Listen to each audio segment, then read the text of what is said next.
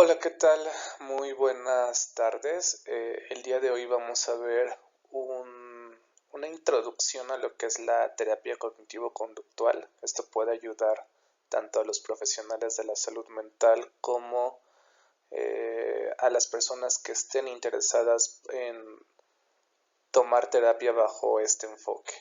Entonces, voy a explicar un poco sobre de qué manera el modelo cognitivo-conductual eh, focaliza el motivo del consulta por el cual el consultante o el cliente acude a sesiones. Y es muy importante que podamos identificar y también diferenciar de que no todos los modelos terapéuticos abordan con esta misma epistemología la problemática del motivo de consulta de cada uno de los consultantes. Entonces, tenemos que tener en cuenta que el modelo cognitivo-conductual teóricamente parte de lo que es la triple contingencia, que es lo que nosotros estamos observando. Pero más en meternos en las cuestiones teóricas, les voy a explicar a qué nos estamos refiriendo con triple contingencia. El modelo cognitivo-conductual parte de la definición de que a través de la forma en cómo la persona interpreta las situaciones se va a comportar, ¿sí? Por ejemplo, yo puedo tener situaciones en las cuales pueda estar teniendo una conversación con mi pareja sobre determinado tema. Puede ser que a lo mejor en otra situación yo obtenga algún bono de puntualidad en el trabajo, obtenga una buena calificación en la escuela. Puede ser incluso que existan situaciones estimulares como a través de la vista, del oído, del tacto, que previamente a lo mejor fueron asociadas a estímulos o a eventos adversos. Por ejemplo, nosotros encontramos muy relacionado el sonido de la alerta sísmica, está asociado a lo que son los temblores, ¿no? Sabemos que cuando escuchamos esto es porque se va a presentar un evento que va a ocasionar pues un terremoto o un temblor. Sabemos que usualmente este sonido pues tiene una connotación negativa o un significado negativo. También podemos tener otras situaciones en las cuales el comportamiento, que es usualmente lo que nosotros trabajamos dentro de lo que es la terapia cognitivo-conductual, la conducta, se puede estar manifestando. Por ejemplo, pueden haber otras situaciones como hora del día, personas presentes, lugares donde yo me encuentre, eh, ciertos estímulos también ambientales.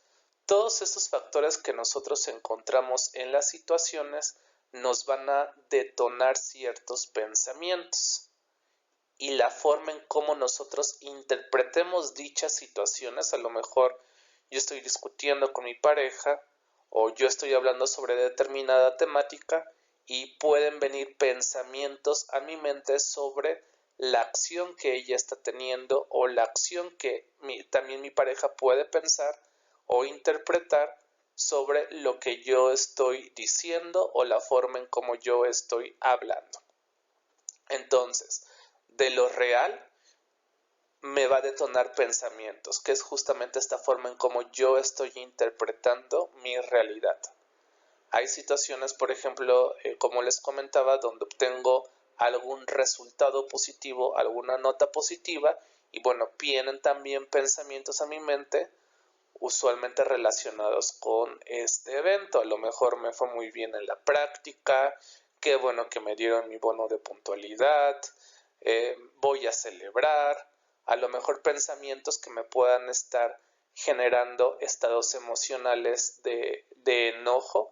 Por ejemplo, ya se está molestando otra vez, ya va a volver otra vez con lo mismo, o estímulos visuales, como les comentaba, que me pueden estar provocando ideas o imágenes de un evento previo que a lo mejor está ocurriendo. Y no nos vayamos solamente, por ejemplo, a la alerta sísmica. A lo mejor yo puedo pasar por un lugar oscuro y empezar a tener respuestas fisiológicas de ansiedad debido a que en ese lugar oscuro se parece mucho o asocio mucho a que fui asaltado o secuestrado en un callejón de noche. Independientemente de que ese no sea el lugar, incluso puedo cambiar mi contexto, pero los estímulos visuales de la oscuridad, una calle parecida a un callejón, a lo mejor algunos grafitis por ahí, me pueden evocar respuestas fisiológicas de ansiedad. Entonces, tenemos que partir de este evento. Existen situaciones que nos detonan pensamientos o imágenes. Las imágenes usualmente no podemos separarla de las emociones, entonces están íntimamente ligados. Usualmente un pensamiento o una imagen me va a provocar una emoción, ¿sí? Dependiendo de la forma en cómo yo estoy leyendo la situación, me puede estar provocando estados emocionales de enojo, de desagrado, de felicidad, de miedo o de tristeza, que estas son las emociones pues básicas, ¿no? Que nosotros podemos llegar a experimentar en todo momento. Es muy importante tener en cuenta que las emociones al final nos están haciendo ver que hay una situación o que hay un posible problema. Por ejemplo, si yo tengo una emoción de ansiedad, probablemente es que yo estoy percibiendo una situación como amenazante y no me estoy percibiendo a mí mismo con la capacidad de poder afrontarla. Esta situación puede ser real o imaginaria. Por ahí tengo un video donde hablo justamente de lo que es el estrés y el miedo. La tristeza nos habla de que necesitamos ayuda, de que es momento de solicitar ayuda, de que es solicitar apoyo, ¿no? Y no necesariamente hablamos o quiero hablar sobre una connotación terapéutica, sino a lo mejor necesitamos pedir ayuda a un amigo, a un familiar, a algún conocido, etcétera. El enojo usualmente lo que nos quiere expresar es que existen situaciones en las cuales hay una dificultad en poder externar lo que uno está pensando y sintiendo que nos está molestando, ¿sí? Está más asociada a lo que son las habilidades de comunicación. Entonces, cuando nosotros tenemos este tipo de pensamientos, aquí no podemos tener un pensamiento en particular porque cada persona y cada individuo es un mundo y cada persona va a interpretar su realidad de acuerdo a sus propios esquemas de creencia, de acuerdo a sus propios estilos de crianza, de acuerdo a sus propios valores y de acuerdo a sus propias características individuales. Entonces es muy complicado poder determinar un pensamiento en particular, más bien nuestro eje es qué emoción nos está provocando dicho pensamiento. Una diferencia entre el pensamiento y la imagen es que el pensamiento es lo que nosotros nos decimos verbalmente o lo que pasa verbalmente por nuestra cabeza. Y usualmente las imágenes son como fotografías vívidas que pasan en nuestra cabeza pero que no son lecturas o no son discursos que nos decimos a nosotros mismos a diferencia del pensamiento, pero las imágenes nos provocan un estado emocional aún más fuerte. Entonces sí es muy importante que empecemos a diferenciar entre qué es lo que está pasando en nuestra mente cuando hay determinadas situaciones. Entonces, estos pensamientos nos van a provocar esos estados emocionales y los cuales los podemos medir en intensidad, ¿sí? Del 1 al 10, qué tan ansioso, qué tan feliz, qué tan triste me estoy sintiendo. Por eso les comento, siempre la forma en cómo nosotros interpretamos la situación va a impactar en nuestro estado emocional. Posterior a ello viene el comportamiento. El comportamiento es como esta válvula de escape por la cual va a salir esta emoción, hablando desde un punto de vista metafórico.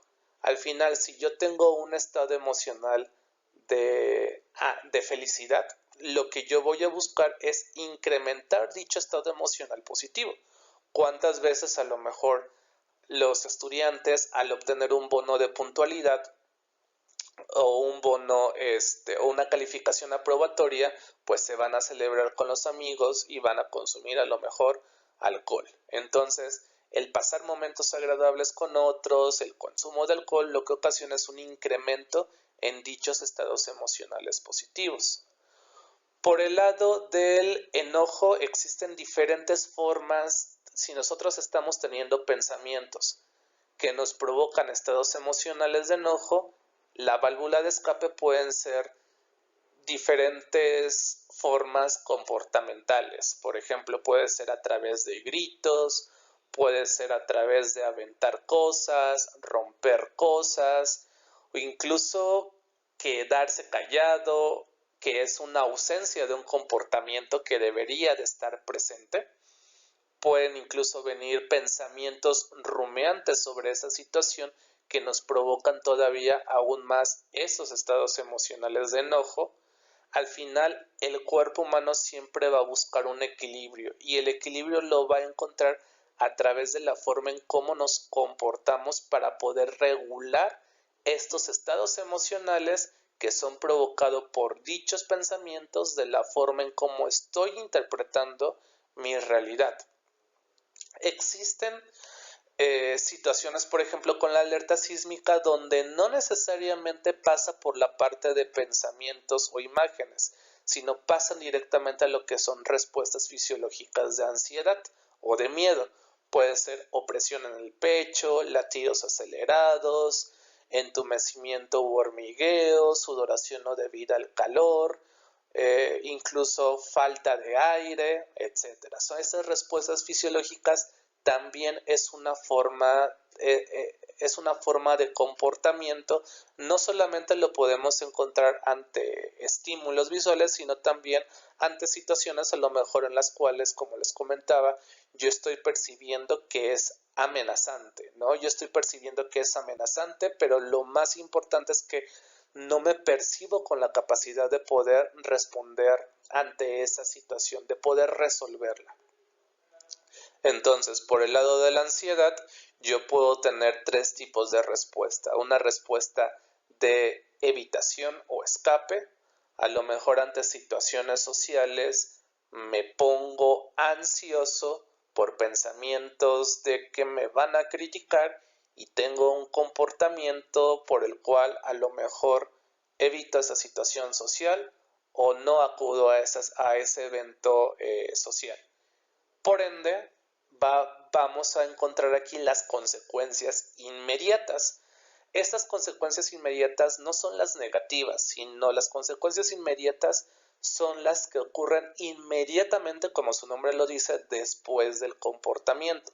Entonces, si nosotros evitamos una situación social que nos está provocando estados emocionales de ansiedad, pues la ansiedad va a disminuir. Otro ejemplo, yo tengo un estado emocional de enojo ante algún pensamiento que tuve sobre un conflicto con mi pareja. Bueno, entonces ese estado emocional de enojo lo voy a expresar con gritos, con romper cosas. Entonces, este comportamiento lo que va a hacer es disminuir inmediatamente ese estado emocional.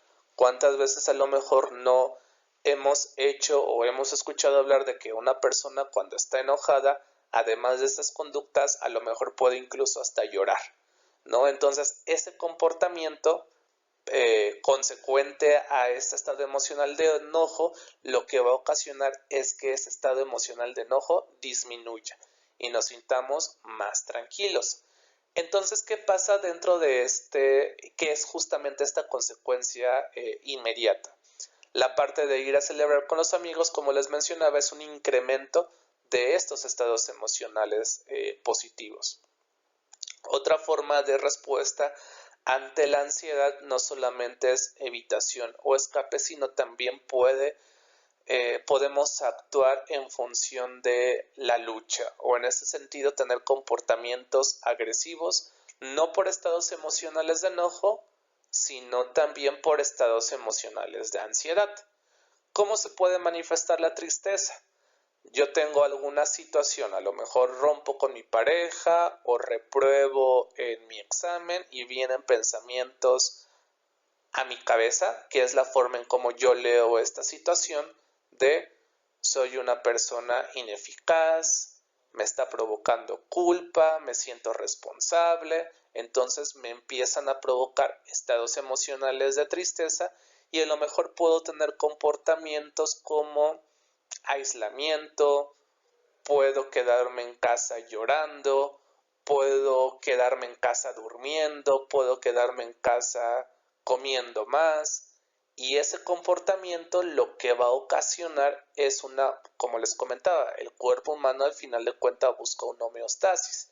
Si yo tengo un estado emocional de tristeza y a lo mejor me quedo en casa llorando, pues estoy teniendo una conducta de evitación porque no estoy identificando el problema, pero adicional está disminuyendo esta intensidad de lo que es la tristeza. Entonces, baja la tristeza, pero el problema no se está resolviendo. Estas son, por ejemplo, las consecuencias inmediatas del hecho de que disminuye la tristeza.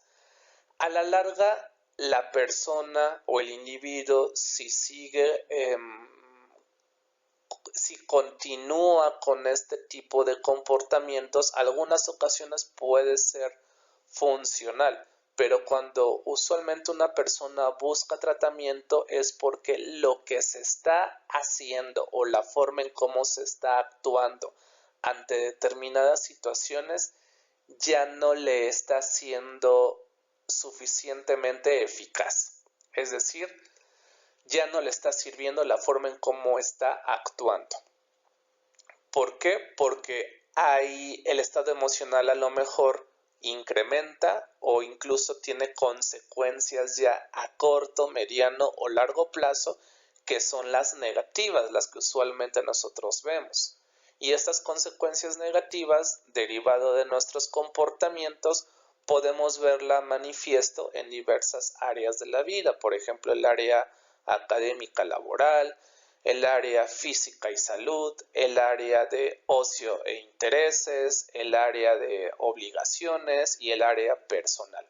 Un ejemplo, si yo tengo estados ante esta situación de ansiedad, no de ansiedad, ante una situación social, a lo mejor yo puedo tener un comportamiento de evitación, pero ya impacta a nivel físico porque empiezo a tener gastritis, colitis, empiezo a aislarme de mis situaciones sociales en mi área social, empieza a impactar a lo mejor en mi área académica porque a lo mejor ante situaciones donde debo de participar en la escuela no participo, etcétera. Entonces, usualmente las consecuencias a corto y mediano y largo plazo son las consecuencias negativas siempre y cuando nuestro comportamiento sea desadaptativo. A lo mejor yo incremento mi estado emocional ante estados emocionales positivos con el consumo de alcohol, pero inmediatamente se incrementa este estado emocional positivo, pero a la larga, consecuencia mediano o a largo plazo, puedo ya empezar a desarrollar otros problemas con el consumo de alcohol, por ejemplo, dependencia, intoxicación o incluso paso a otras sustancias ilegales. A lo mejor ante situaciones de conflicto con mi pareja donde yo tengo pensamientos, la forma en cómo yo interpreto esta situación y me provoca estados emocionales, yo respondo de manera iracunda, tiro cosas, rompo cosas, sí, va a haber una disminución inmediata de mi enojo, pero a la larga, consecuencias a corto, mediano o largo plazo, puedo tener a lo mejor conflictos familiares, puedo tener conflictos en mis relaciones interpersonales, puedo tener conflictos en mi trabajo por esta forma en cómo estoy autorregulando mi enojo, ya que empieza a tener consecuencias con otras personas. Entonces, ya en este punto es cuando usualmente nosotros vemos a la persona acudir a lo que es un tratamiento psicológico, entonces de corte cognitivo-conductual, Entonces, el objetivo del tratamiento cognitivo-conductual es buscar otro tipo de comportamientos que sean más adaptativos, pero que cubran o que tengan la misma función en el contexto. Por ejemplo, ante situaciones que me están provocando estados emocionales de enojo, yo a lo mejor tengo una respuesta de ira. Una técnica que a lo mejor puede autorregular y es más adaptativa, puede tener la misma función de disminuir inmediatamente el estado emocional de enojo, es la respiración diafragmática profunda. Entonces me empiezo a autorregular para que el enojo disminuya. Entonces mi comportamiento, que es la respiración diafragmática profunda, va a sustituir, por decir de alguna manera, a este comportamiento desadaptativo por uno más adaptativo. Entonces el objetivo del tratamiento cognitivo-conductual es justo eso, buscar conductas o estrategias de afrontamiento más adaptativa que nos permita lograr esta homeostasis de la forma en cómo yo estoy interpretando mi realidad y me está provocando determinados pensamientos que me ocasionan estados emocionales de ansiedad, depresión, tristeza, etc. Esta es una forma que se puede abordar la problemática a través del cambio del comportamiento, pero también se puede abordar a través del cambio del pensamiento. En la siguiente diapositiva yo les muestro la elaboración de un autorregistro. Esta parte es muy importante que se comprenda porque a través del autorregistro va a ser la forma en cómo vamos a ir monitoreando lo que es la conducta problema. Usualmente cuando vienen a consulta vienen identificando lo que es la emoción. Me siento mal, me siento triste, me siento ansioso, me siento enojado. Quizás pueden mencionar qué es lo que les está provocando esos estados emocionales, pero no hay la identificación del pensamiento ni tampoco de lo que es la consecuencia inmediata. Evidentemente sí identifican las consecuencias a corto, mediano y largo plazo, que son estas consecuencias negativas de las cuales estamos hablando. Entonces, el autorregistro es una herramienta importante que nos va a permitir poder monitorear lo que es esta problemática ya operacionalizada. ¿Cómo elaborar un autorregistro? Yo puedo en una hoja de papel dividir en 5 columnas y puedo poner situación, pensamiento, emoción, conducta y consecuencia. Entonces, ¿cómo poder identificar cada una de estas columnas? Bueno, primero, usualmente en la terapia o en el tratamiento se ayuda a identificar lo que es el comportamiento. Entonces, usualmente es la forma en cómo se expresa este malestar emocional de ansiedad, alegría, enojo y tristeza que en estos momentos está representando un problema. Entonces me puedo hacer preguntas, por ejemplo, ¿cómo respondí ante esta situación? ¿Cómo me comporté? ¿Qué hice ante esta situación que en estos momentos me está representando un problema? Una vez que yo tenga el comportamiento ya operacionalizado, aquí puedo tener dos cosas, algo que debe de estar pero que no está, que usualmente le llamamos un déficit conductual, por ejemplo, externar algo que no me gusta ante una situación que me incomoda. Tengo un déficit en habilidades sociales, no externo algo, estoy en una frecuencia de 0. O puedo tener un exceso de algo que me está representando un problema. A lo mejor puedo tener ahí conductas de agresión y de control de impulsos como romper, tirar, patear objetos. Entonces yo puedo tener o un exceso de algo que me está haciendo disfuncional o una ausencia de un comportamiento que debería de estar presente en esa situación, en una situación social. De ahí me voy a lo que es la parte de la situación. La situación me puedo hacer la pregunta, ¿dónde ocurrió este comportamiento? ¿Qué hora del día era donde se presentó este comportamiento que me está presentando, se me está siendo un problema. ¿Quiénes estaban presentes? Esta situación me detona estos pensamientos, como les mencionaba hace un momento. ¿Qué me dije de esa situación que ocurrió? ¿Qué pensamiento vino a mi mente ante esta situación que ocurrió? ¿Vino alguna imagen a mi mente de esa situación? Ante esas respuestas, pues todo lo tenemos que basear en lo que es en el autorregistro para tener justamente esta línea del comportamiento. Posterior podemos pasar a la parte de la emoción. Bueno, eso que me dije, ¿qué emoción me provocó? Ese pensamiento que tuve, ¿qué emoción me provocó y de cuánto fue su intensidad? Sí, es muy importante que podamos medir la intensidad porque a lo mejor puede ser un criterio de cambio donde no podemos generar una expectativa de que vamos a tener una intensidad 0, pero a lo mejor si tenemos una intensidad de 10, la podemos bajar a un 9, a un 8, a un 7, de tal manera en que sea más llevadero. Como les mencioné en un momento, no podemos estigmatizar a las emociones.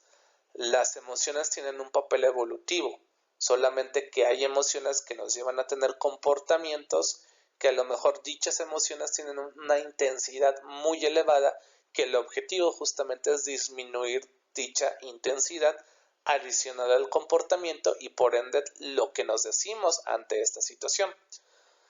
Y finalmente tenemos la consecuencia inmediata, a la cual tenemos que identificar con estas preguntas. ¿Qué pasó? ¿Qué obtuve inmediatamente después de mi comportamiento? ¿Cómo me sentí inmediatamente después de mi conducta? ¿Qué me dije de manera inmediata a mi conducta? Si estaba acompañado, ¿qué dijeron inmediatamente después de mi conducta o qué hicieron otras personas ante mi comportamiento? ¿Sí? Vamos a ver un ejemplo, dos ejemplos para que esto quede más claro. A lo mejor una persona viene con nosotros por sudoración en las manos y por temas de ansiedad. Entonces, la variable conducta es sudoración en las manos. Le dije a mi profesor que me sentía mal y que no podía realizar la presentación. Aquí, si recuerdan, estamos teniendo una conducta de evitación. Evitación a una situación social. Estoy en un salón de clases. Chequen las preguntas. Estoy en un salón de clases y estoy por presentar una exposición a toda la clase. Es decir, hay una variable de muchas personas ahí presentes. Entonces, ¿qué pensamientos pasaron por mi cabeza ante estas situaciones? ¿Y si fallo? ¿Y si lo que digo está mal? ¿Y si se burlan de mí? ¿Me van a criticar? ¿Y si repruebo? Evidentemente, estos pensamientos yo estoy generando un escenario catastrófico en el cual no me estoy percibiendo con la capacidad de poder afrontar eso peor que pudiera ocurrir, el hecho de fallar o el hecho de que se vayan a burlar de mí. Por ende, me está provocando estados emocionales de ansiedad. Entonces, ante estos estados emocionales, pues viene esta conducta de evitación. Entonces, le dije a mi profesor que me siento mal, me salgo del salón y evito exponer. Entonces mi ansiedad baja. Pero ¿qué pasa a corto o mediano plazo? Me siento culpable e ineficaz porque a lo mejor me digo a mí mismo, debí de haber expuesto, ¿por qué no lo hice? Van a hablar de mí mis compañeros de equipo, voy a reprobar en la materia. Entonces vienen ahí las consecuencias negativas. Usualmente la forma en cómo actuamos es en función de autorregular estos estados emocionales de ansiedad, disminuirlos, pero esta estrategia está siendo poco eficaz o poco adaptativa. Nuevamente, el objetivo del tratamiento cognitivo-conductual es buscar otras herramientas que nos permitan o cambiar el pensamiento, es decir, la forma en cómo estoy interpretando mi realidad, y también disminuir esos estados emocionales de ansiedad con otras estrategias más funcionales. De tal manera en que en lugar de evitar la situación que me está provocando ansiedad, yo pueda recurrir a esta estrategia para disminuir dichos estados emocionales de ansiedad pero mis consecuencias no sean negativas, ni a corto, ni a mediano, ni a largo plazo. Vamos con otro ejemplo. A lo mejor tengo un problema con la bebida, con el consumo de alcohol, ¿no? Ese es el comportamiento que yo estoy observando que quiero trabajar. Pero, ¿qué es lo que detona este comportamiento? Saqué 10 en mi examen. ¿Qué es lo que me digo a mí mismo? ¡Qué genial! Recuerden siempre, si pueden ir anotando estas preguntas en su autorregistro, de tal manera en que sea más fácil ya con el tiempo poderlo llenar. ¿Qué me dije de esta situación? Si se dan cuenta, el sacar 10 en un examen es un evento, es algo que ocurrió, sin ninguna connotación. Es más bien el valor que nosotros le damos a esta situación, porque estamos de acuerdo de que no todas las personas responden de la misma manera ante la misma situación, o no todas las personas piensan de la misma manera ante una misma situación. Entonces aquí viene el pensamiento. ¡Qué genial! Fui el más alto, terminé el semestre, vamos a celebrar. Este pensamiento me provoca estados emocionales de alegría. Y como les dije, al final de cuentas el cuerpo busca una homeostasis. ¿De qué manera va a salir la alegría? Bueno, a través de un comportamiento como ir con mis amigos a tomar alcohol. Entonces, no solamente voy a buscar incrementar mi alegría, sino también pasar momentos agradables con otras personas, en este caso, pues mis amigos. ¿Qué pasa inmediatamente? Incrementan esos estados emocionales positivos y me sentí muy bien, muy contento, todos estábamos gritando y bailando. Entonces la alegría se incrementa. Pero ¿qué pasa si esta persona tiene un problema a la larga puede empezar a desarrollar, como les comentaba, un problema de consumo de alcohol? Puede empezar, si esta conducta el individuo ya aprendió que ante estados emocionales de alegría es irse con los amigos a tomar alcohol, a la larga esto puede tener consecuencias negativas, por ejemplo, problemas de abuso del alcohol o un consumo explosivo con el alcohol, ¿no? Entonces ya es ahí donde nosotros observamos las consecuencias negativas. Dentro de este primer caso, a lo mejor la primera vez que evité exponer no pasó nada, pero ya el individuo, la persona ya está aprendiendo que al evitar situaciones sociales que me están provocando ansiedad, pues mi ansiedad va a bajar. A lo mejor en algún contexto me es funcional, pero en el contexto laboral o académico ya no me es tan funcional porque ya me veo en una situación obligada a hacer. Entonces, a la larga, consecuencias corto, mediano o largo plazo, ya es donde este comportamiento desadaptativo pues se va a convertir como tal en un comportamiento poco adecuado y va a tener estas consecuencias en cada una de las áreas de vida. Entonces, es muy importante que se entienda la elaboración del autorregistro para que con su terapeuta puedan identificar cada una de estas columnas y puedan llevar un correcto monitoreo para poder identificar el problema y ver dentro del tratamiento cognitivo-conductual qué herramientas el profesional les pueden proporcionar para poder manejar estados emocionales de ansiedad o más bien manejar dichos estados emocionales, porque no solamente es la ansiedad, puede ser a lo mejor enojo, tristeza, etcétera. Buscar otro tipo de comportamientos donde me permita incrementar dichos estados emocionales de alegría. A lo mejor no salgo con mis amigos al bar, a lo mejor voy a celebrar con ellos y me voy de vacaciones a un lugar cercano como una alternativa.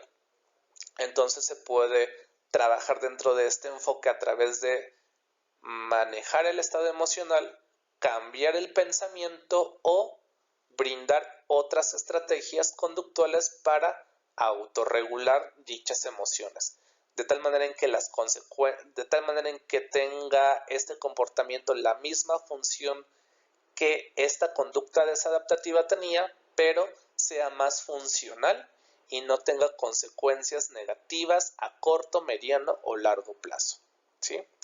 Bueno, por mi parte sería todo. Espero que haya quedado claro este autorregistro y pueden consultar justamente con el profesional bajo este enfoque si queda poco claro qué punto es el que hizo falta precisar, de tal manera en que les pueda ayudar a monitorear su motivo de consulta o la problemática a abordar.